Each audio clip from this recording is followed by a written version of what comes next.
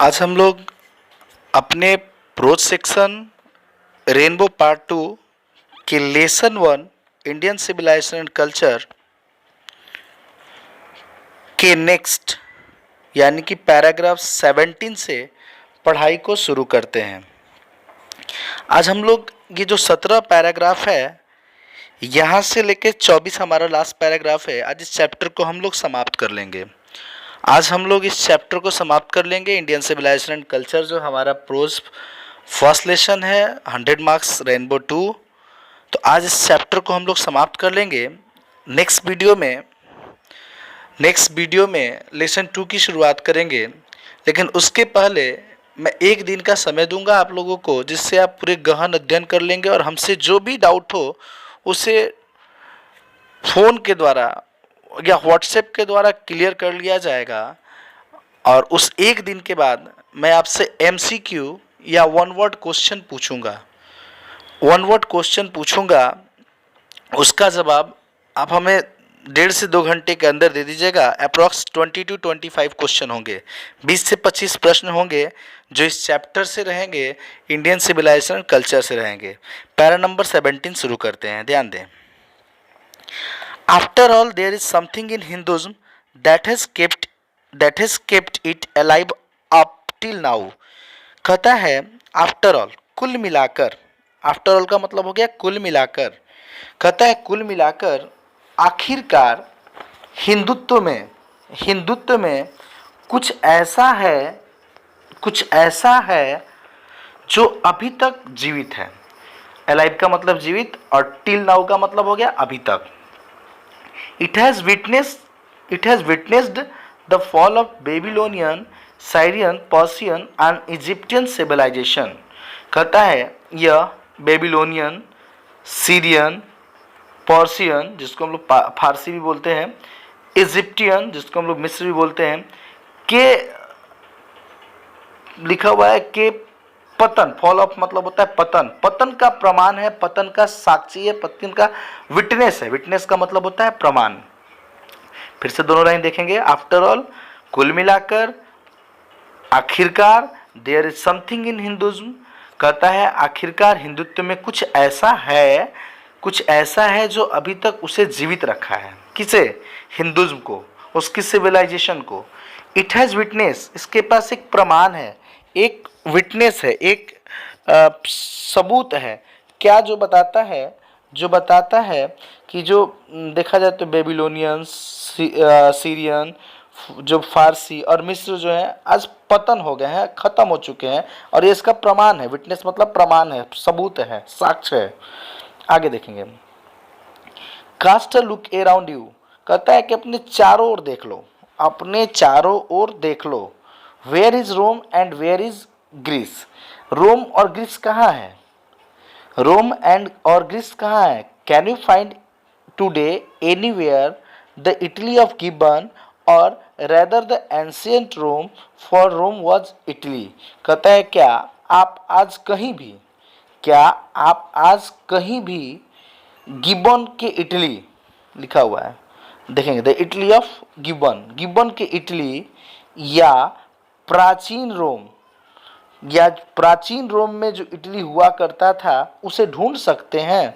ये अब असंभव, ये नहीं है, ये अपनी विरासत खो दिए हैं। देखेंगे पैरा नंबर 18 में।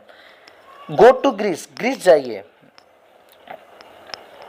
Where is the world famous Attic civilisation, कहता है ग्रीस जाइए और पता कीजिए वर्ल्ड फेमस, जो विश्व की जो प्रसिद्ध अटिक का मतलब ऐसे दो चीज होता है। एक अटिक का मतलब होता है जिसको हम लोग अटारी बोलते हैं, और यहाँ अटिक जो है सिविलाइजेशन के लिए आया है। यह एक नागरिकता थी जो खत्म हो चुकी है, आप इसी नेट पर सर्च करके देख सकते हैं।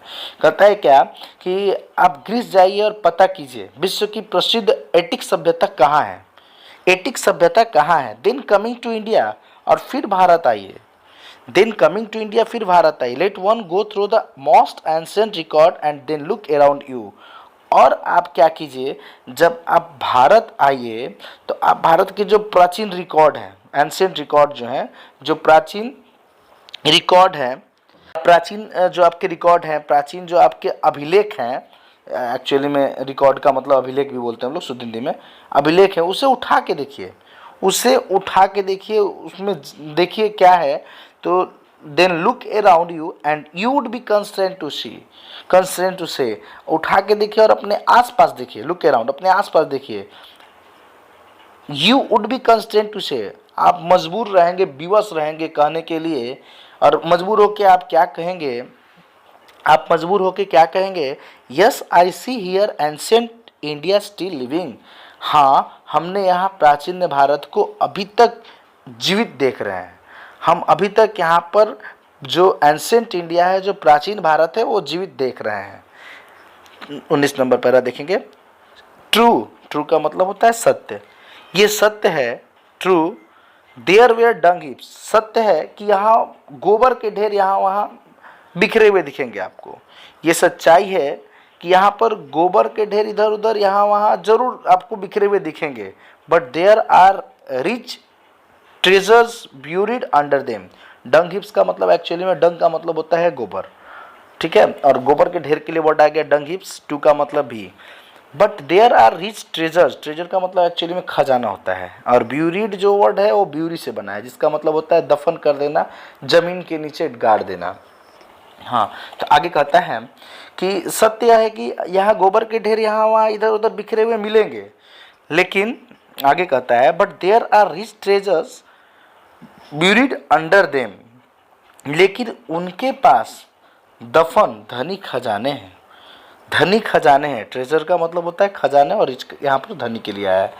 और आगे कहता है, और आगे कहता है, ध्यान देंगे, and the reason why it has survive, और कहता है एंड रीजन, कहता है और इसका कारण, and reason, and the reason why it has survive is that the end which Hinduism said before it was not development along material but a spiritual lines, कहता है, ध्यान देंगे, इसका कारण है कि यह आज भी अस्तित्व में है, कौन, जो इंडियन सिविलाइजेशन है, ये आज भी अस्तित्व में, इसका मुख्य कारण क्या है, क्योंकि हिंदुत्व जो है, जो हिंदुज्म जो है, ये अपने आप को सेट किए थे, किसके आगे, ये अपने आप को स्थापित किए थे, किसके आगे भाई, तो ये स्थापित किए थे अपने विकास के लिए पूरी तरह से स्पिरिचुअल लाइन को, ये अध्यात्म की पंक्तियों को, अध्यात्म की बातों को, अध्यात्म की रेखा को अपनाए हुए थे अपने विकास के लिए, ना कि ये पूरी तरह से भौतिकवाद पर, ना कि ये पूरी तरह से वस्तु पर निर्भर थे, इसलिए आज भी इनकी नागरिकता जीवित है। आगे देखेंगे para number 20, our civilisation, our culture, our swaraj, कहता है हमारी सभ्यता, हमारी संस्कृति और हमारा swaraj depend not upon multiplying our wants, कहता है कि हमारी सभ्यता, हमारी संस्कृति और हमारा स्वराज हमारी इच्छा और खुद के शान शौक में मग्न होने पर निर्भर नहीं है। जो हमारा स्वराज है, हमारी जो संस्कृति है, हमारा जो सभ्यता है, वो हमारे इच्छा शक्ति पर जो बढ़ते जाता है उस पर निर्भर नहीं है, but upon restricting wants self denial, बल्कि यह किस चीज़ पर निर्भर करता है, तो जो हम अपनी वांट्स को, वांट्स का मतलब होता है इच्छा शक्ति को, जो हम अपनी चाहतों को, सेल्फ डिनायल, सेल्फ का मतलब होता है स्वयं से, और डिनायल का मतलब होता है इनकार कर देते हैं, जो रेस्ट्रिक्ट कर देते हैं, जो हम प्रतिबंध लगा देते हैं, मतलब कहता है कि हमारी नागरिकता, हमारा सभ्यता, हमारी संस्कृति या हमारा स्वराज हमारी इच्छा शक्ति पर निर्भर नहीं करता है, बल्कि हम कैसे उस पर अपना कंट्रोल करते हैं इस पर निर्भर करता है। पैरा नंबर 21 देखेंगे, European civilization is no doubt suited for the European, but it will mean ruin for India if we endeavor to copy it, कहता है यूरोपियन सिविलाइजेशन, कहता है कि 21 नंबर है, नो डाउट, नो डाउट का मतलब निसंदेह, जो यूरोपीय सभ्यता है ये यूरोप के लोगों के लिए क्या है, तो सूटेड है, यूरोप के लोगों के लिए क्या है, तो बढ़िया है, अनुकूल है उनके अनुसार, बट लेकिन it will mean ruin for India, लेकिन यह भारत को क्या कर देगा, बर्बाद कर देगा, ruin का मतलब होता है बर्बाद कर देना, ये भारत को बर्बाद कर देगा, कब, if we endeavour to copy it, यदि हम लोग प्रयास करते हैं, इंडेवर का मतलब होता है प्रयास करना, अगर हम लोग उसका नकल करने का प्रयास करें तो ये भारत को क्या कर देगा, बर्बाद कर देगा, ख़त्म कर देगा, क्योंकि जो यूरोपियन नागरिकता है इसमें कहते हैं कि निसंदेह, इसमें कोई शक नहीं है कि जो यूरोप की नागरिकता है, यूरोप की जो सभ्यता है, ये यूरोप के लोगों के लिए ही, उन्हीं के अनुकूल है, उन्हीं के लिए बेहतर है, लेकिन अगर भारतीय सभ्यता संस्कृति, अगर इंडिया इसको अपनाएगा तो क्या हो जाएगा, इंडिया बर्बाद हो जाएगा। अगर हम लोग इसके कॉपी करने का प्रयास करते हैं, यदि हम लोग इसका नकल करने का प्रयास करते हैं। आगे देखेंगे, आगे कहता है this is not to say that we may not adopt and assimilate. Assimilate का मतलब होता है पचाना, to digest. This is not to say that, कहता है कि इसकी कोई ज़रूरत नहीं है कहने की, यह बताने की हमें बिल्कुल कोई ज़रूरत नहीं है क्या कि this is not to say that we may not adopt and assimilate, हम लोग इसे अपना नहीं सकते या हम लोग इसे पचा नहीं सकते। वट एवर, कहता है whatever may be good and capable of assimilation by us, कहता है कि जितना कुछ हम लोगों के लिए अच्छा था या पचाने लायक था हम लोगों ने किया, ऐसा कहना उचित नहीं है। ये कहते हैं, फिर से लाइन को देखेंगे, this is not to say that, this is not to say that, यह कहने की जरूरत नहीं है क्या, तो लिखा हुआ है we may not adopt and assimilate whatever may be good and capable of assimilation by us, कहता है कि यह कहने की ज़रूरत नहीं है कि हम लोगों ने नहीं अपनाया था या नहीं पचाया था, जितना कुछ हम लोगों के लिए अच्छा था या पचाने लायक था। आगे देखते हैं,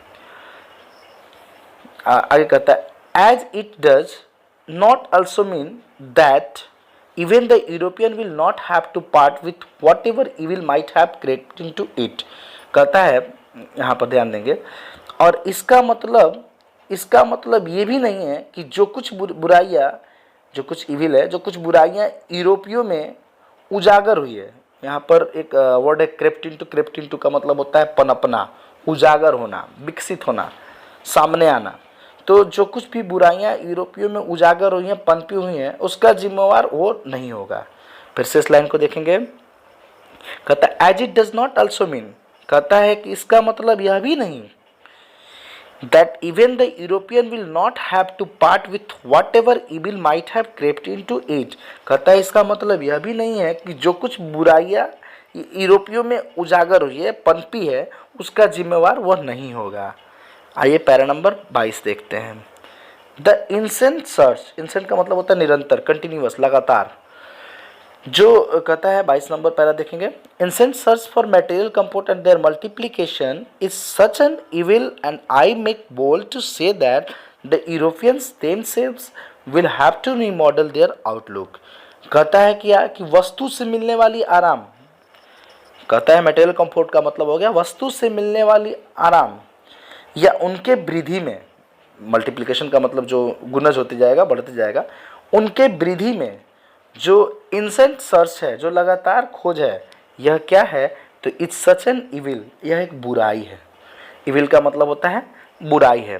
and I make bold to say, और कहता है क्या, ध्यान देंगे, एंड आई मेक, और मुझे बोलने पर विवश किया जाता है, मुझे बोलने पर विवश कर देता है, मजबूर कर देता है क्या, the Europeans, that the Europeans की, जो यूरोपीय हैं, जो यूरोपियों को, दैट द यूरोपियंस, ध्यान देंगे, that the Europeans themself will have to remodel their outlooks, कि यूरोपियों को फिर से अपने दृष्टिकोण या नज़रियों को तैयार रखना होगा। यहाँ पर रीमॉडल का मतलब होता है फिर से तैयार करना, और आउटलुक का मतलब होगा यहाँ पर दृष्टि। आउटलुक का मतलब हो गया दृष्टि और रीमॉडल का मतलब हो गया फिर से तैयार करना। तो कहता है क्या, फिर से लाइन देखेंगे, कहता है क्या कि जो वस्तु से मिलने वाली आराम है, लाभ है, या उनके वृद्धि में जो लगातार खोज हो रही है, एक बुराई है, और मुझे बोलने पर विवश भी कर देता है, मजबूर भी कर देता है कि यूरोपियों को फिर से अपने दृष्टिकोण या नज़रियों को तैयार रखना होगा। किस चीज़ के लिए, तो ध्यान देंगे आगे, if they are not to perish, perish का मतलब होता है बर्बाद होना, विनष्ट होना, खत्म होना। If they are not to perish under the weight of the comfort to which they are becoming slaves, कहता है क्या कि यदि वे आराम के वजन के नीचे, इस आराम के भार के नीचे नष्ट नहीं होना चाहते, जिसके वे क्या हो जाते हैं, जिसके वे गुलाम हो जाते हैं। स्लेव्स का मतलब होता है गुलाम, जिसके वे गुलाम बन रहे हैं। अगर इस चीज़ से परहेज़ करना है, बचना है, वो तो उनको सबसे पहले ऐसा करना होगा कि जैसे वस्तु से जो उनको आराम मिल रहा है, जिसमें वो लगातार वृद्धि हो रहा है, तो उनके नज़र में एक बुराई है। तो सबसे पहले कहते हैं कि मैं बोलने पर विवश हो जाता हूँ कि जो यूरोपियंस जो हैं वो अपने दृष्टिकोण या नज़रिए को तैयार रखें कि यदि वो आराम के इस वजन के नीचे अगर नष्ट नहीं होना चाहते हैं जिसके वो गुलाम बन रहे हैं। आगे देखेंगे, आगे कहता है it may be that my reading is wrong.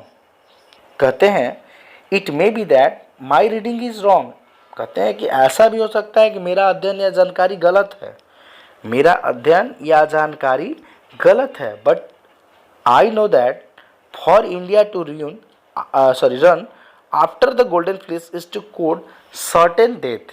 कहते हैं क्या कि जानकारी गलत है, लेकिन मैं जानता हूं कि भारत के लिए गोल्डन फ्लीस के पीछे जाना घातक साबित हो सकता है, मृत्यु के समान हो सकता है, उनकी विरासत समाप्त हो सकती है, डेथ पॉइंट तक पहुंच सकते हैं। इसलिए उन्हें गोल्डन फ्लीस के पीछे नहीं जाना चाहिए।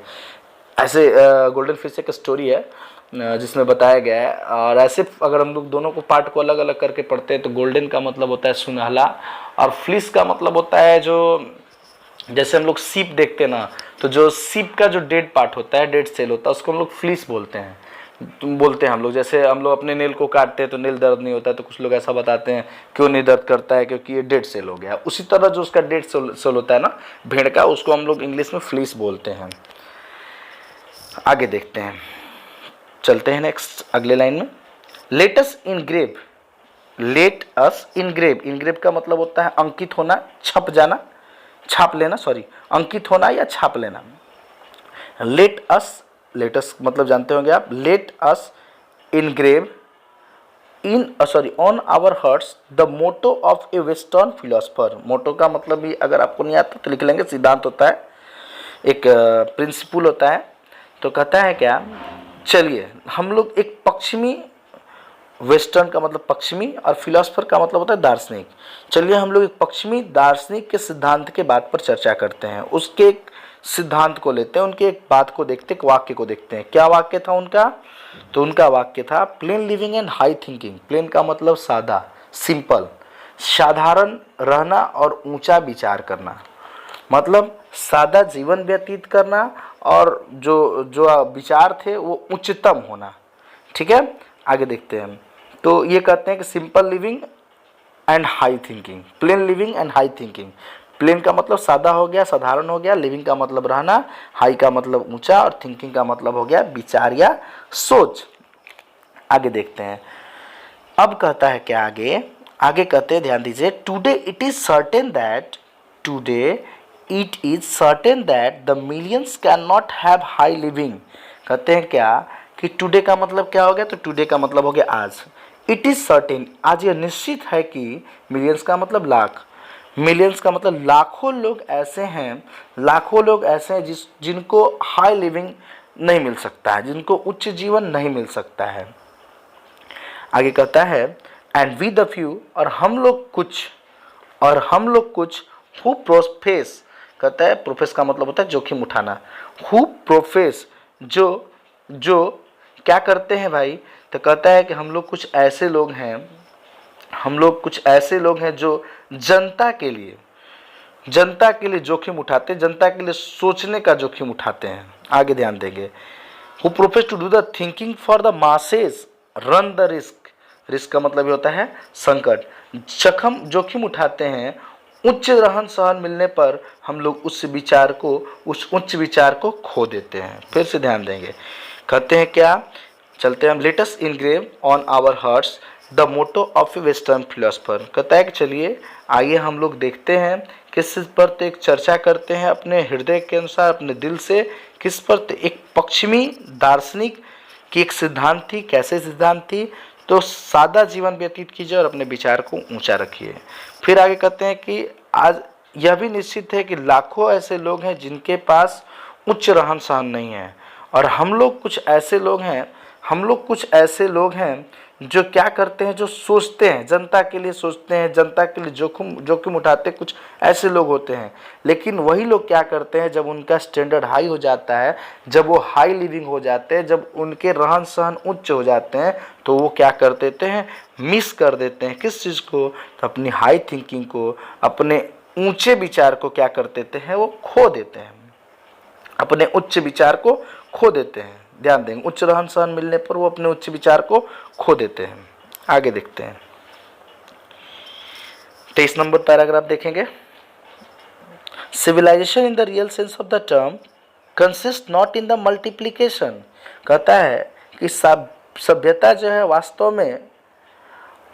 में जो सभ्यता का अर्थ है वो अपनी इच्छा, अपनी ज़रूरत को बढ़ाने में नहीं, अपनी इच्छा शक्ति, अपनी चाहतों को बढ़ाने में नहीं, but in the deliberate and voluntary restriction of wants, बल्कि डेलिबरेट और वॉलंटरी का मतलब जानबूझकर, स्वैच्छिक, बल्कि जानबूझकर खुद से जो हम लोग रेस्ट्रिक्शन लगाते हैं, जो पाबंदी लगाते हैं, किस चीज़ पर, अपनी इच्छा शक्ति पर, अपनी चाहतों पर।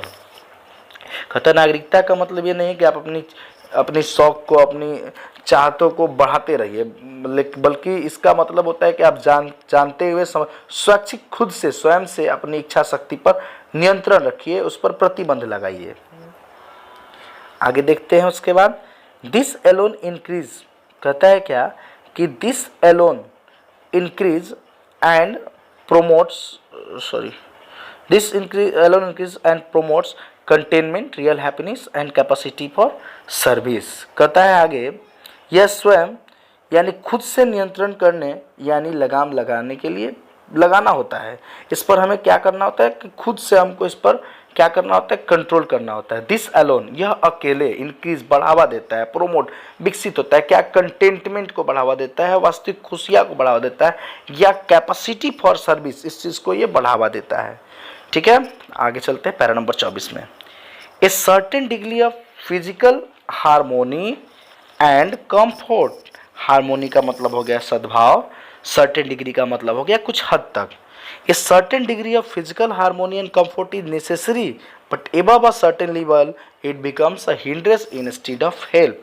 कहता है शारीरिक सद्भाव और आराम जरूरी है, लेकिन कुछ ऊपर थोड़ा सा लेवल अगर ज़्यादा होने पर यह मदद के बजाय क्या हो जाता है, तो एक रुकावट बन जाता है, एक हिंड्रेंस बन जाता है, एक बाधा बन जाता है। हिंड्रेंस का मतलब होता है रुकावट या बाधा, इंस्टेड ऑफ का मतलब होता है के बदले में। देयरफॉर, इसलिए the ideal of creating an unlimited number of wants and satisfying them seems to be a delusion with snare. Delusion जिसको हम लोग डिल्यूजन पढ़ते हैं, डेल्यूशन लिखते हैं लेकिन डिल्यूजन पढ़ते हैं, इसका मतलब होता है भ्रम, और स्नेयर का मतलब होता है जिसको हम लोग कहते हैं जाल। तो कहता है क्या, इसलिए इच्छा शक्ति, अपनी चाहतों को असीमित करना एक भ्रम और एक जाल जैसा महसूस होने लगता है। कहता है, ध्यान देंगे, देयरफॉर, इसलिए the ideal of creating an unlimited number of points, जो हम अपनी इच्छा शक्ति को बढ़ा देते हैं, अनलिमिटेड कर देते हैं, एंड सेटिस्फाई देम, और संतुष्ट होते हैं, अपनी संतुष्ट होते हैं, अपनी इच्छा शक्ति को बढ़ाते जाते हैं, मतलब अनलिमिटेड करते जाते हैं, अपनी चाहतों को बढ़ाने जाते हैं, असीमित कर देते हैं। तो यह क्या है, तो एक भ्रम के समान है, एक जाल के जैसा धीरे धीरे आपको महसूस होने लगता है। सिम्स का मतलब होता है महसूस होना। कहता है कि अगर आप अपनी इच्छा शक्ति को बढ़ाते जाएंगे, असीमित करते जाएंगे, तो कैसा आपको महसूस होगा, आपको एक भ्रम और एक जाल के जैसा महसूस होने लगेगा कि फंस रहे हैं किसी फंदे में। The satisfaction of one's physical needs, even the intellectual needs of one's narrow self। कहता है आगे कि किसी की भी फिजिकल नीड्स, फिजिकल का मतलब हो गया क्या, शारीरिक ज़रूरतें हो गई, या कहता है आगे क्या, physical, even the intellectual needs, ऐसे इंटेलेक्चुअल का मतलब होता है बुद्धिजीवी, या मानसिक ज़रूरतें हो गई, ऑफ वंस नैरो सेल्फ, या एक संकुचित ज़रूरतें हो गई, जिसको क्या करता है, must meet a certain point a dead stop. कहता है द सेटिस्फैक्शन ऑफ, जो संतुष्टि होती है, सुनिएगा ध्यान देंगे, फिर क्या कहता है कि the satisfaction of one's physical needs, even the intellectual need of one's narrow self must meet at a certain point और डेड स्टॉप। कहता है क्या कि ज़रूरत की पूर्ति, जो किसकी ज़रूरत की पूर्ति, शारीरिक, मानसिक या संकुचित, जो ज़रूरत की पूर्ति है एक निश्चित बिंदु पर मिलती है, और वो क्या है, डेड स्टॉप, एंडिंग पॉइंट, एक मृत्यु जो उसका डेड पॉइंट है, जो डेड स्टॉप है, वहाँ मिलती है। फिर से ध्यान दें, किसी की भी शारीरिक, मानसिक एवं संकुचित जरूरत की पूर्ति एक निश्चित बिंदु पर मिलती है, और वो बिंदु कौन सी है, तो मृत्यु है। आगे, before it degenerates into physical and intellectual helplessness, ठीक है। कहता है क्या, इससे पहले कि जीवन भौतिक और बौद्धिक विलासता में बिखर जाता है, भूल जाता है, ठीक है, भूल जाता है। A man must arrange his physical and cultural circumstances so that they do not hinder him in his service of humanity on which all his energies should be concentrated। कहता है क्या, बिखर जाए, उसके बाद कहता है क्या कि ए मैन मस्ट, किसी भी आदमी को अपनी, फिजिकल का मतलब शारीरिक, अपनी शारीरिक और सांस्कृतिक परिस्थिति की व्यवस्था, सांस्कृतिक या परिस्थिति, सांस्कृतिक लिखा हुआ है, ए मैन मस्ट अरेंज, एक किसी व्यक्ति को अवश्य क्या करना चाहिए, तो अपनी शारीरिक और सांस्कृतिक परिस्थिति की व्यवस्था स्वयं करनी चाहिए, ठीक है, खुद से करनी चाहिए, ताकि, लिखा हुआ है, सो दैट, ताकि, they do not hinder him in service of humanity, ताकि मानवता की सेवा में किसी तरह का बाधा ना दे, रुकावट ना आए। यहाँ पर हिंडर का मतलब हो गया बाधा, और ह्यूमैनिटी का मतलब हो गया आपका मानवता। On which all his energy should be concentrated, जिस पर उसकी सारी ऊर्जाएं, ऑन विच मतलब जिस पर उसकी, ऑल हिज का मतलब सारी, एनर्जीज का मतलब ऊर्जाएं क्या होंगी, तो शुड बी कंसंट्रेटेड, केंद्रित होनी चाहिए। लास्ट वाला पैरा का हिंदी फिर से एक बार देख लीजिए। कहता है ए सर्टेन डिग्री, कहता है शारीरिक सद्भाव और आराम जरूरी है, लेकिन कुछ ऊंचाई पर जाने पर, कुछ ऊपर हो जाने पर मदद के बजाय यह क्या करता है, एक रुकावट यानी बाधा बन जाता है। इसलिए हमें क्या चाहिए, अपनी इच्छा शक्ति को, अपनी चाहतों को असीमित करना एक भ्रम और जाल के जैसा महसूस होने लगता है। किसी की भी शारीरिक, जिसको फिजिकल बोला है, मानसिक जो इंटेलेक्चुअल के तौर पर लिए हैं, एवं संकुचित जरूरत की जो पूर्ति है एक निश्चित बिंदु पर मिलती है। मतलब आपको फिजिकल नीड हो, इंटेलेक्चुअल नीड हो, या वो नैरो सेल्फ लिखा हुआ है, अगर इसकी कोई नीड है तो एक पॉइंट पर मिलती है, वो पॉइंट कौन सा है, तो डेड पॉइंट लिखा हुआ है, जिसको हम लोग मृत्यु बोलते हैं। इससे पहले जो आपका जीवन है वो भौतिक और बौद्धिक दोनों में बिखर जाता है, गल जाता है। किसी भी आदमी को अपनी शारीरिक और सांस्कृतिक परिस्थिति की व्यवस्था अवश्य कर लेनी चाहिए। किसी भी आदमी को, लिखा हुआ लास्ट लाइन है, a man must arrange his physical and cultural circumstances so that, किसी भी आदमी को अपने शारीरिक और सांस्कृतिक परिस्थिति की व्यवस्था अवश्य कर लेनी चाहिए, मस्ट लिखा हुआ है, सो दैट, ताकि, they do not hinder him in service of humanity, ताकि मानवता की सेवा में बाधा ना दे, on which all his energy should be concentrated, जिस पर उसकी सारी ऊर्जा केंद्रित होनी चाहिए। आज हम लोग अपने क्लास को यहीं सस्पेंड करते हैं, अपनी पढ़ाई को यहीं रोकते हैं। मिलते हैं हम लोग नेक्स्ट चैप्टर के साथ नेक्स्ट वीडियो में। तब तक आप इस पे गहन अध्ययन कीजिए, इनसाइट पढ़िए, जितने इससे क्वेश्चन आपसे राइज हो आप राइज करके आप अपने नोटबुक पे लिखिए, डाउट हो तो पूछिए।